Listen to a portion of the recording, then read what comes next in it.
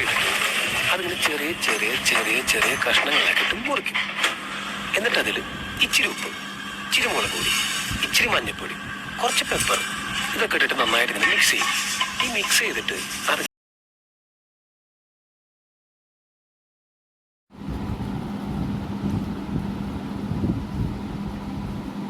പുള്ളിയിടും.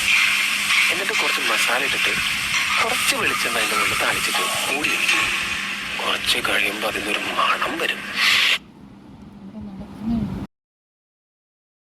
മല്ലിപ്പൊടി ഇട്ടിട്ട് ഈ വഴറ്റി വെച്ചിരിക്കുന്ന വെളുത്തുള്ളി ഇടും. എന്നിട്ട് കുറച്ച് മസാല ഇട്ടിട്ട് കുറച്ച് വെളിച്ചെണ്ണ അതിൻ്റെ കൊണ്ട് താളിച്ചിട്ട് മൂടി വയ്ക്കും. കുറച്ച് കഴിയുമ്പോൾ അതിനൊരു മണം വരും.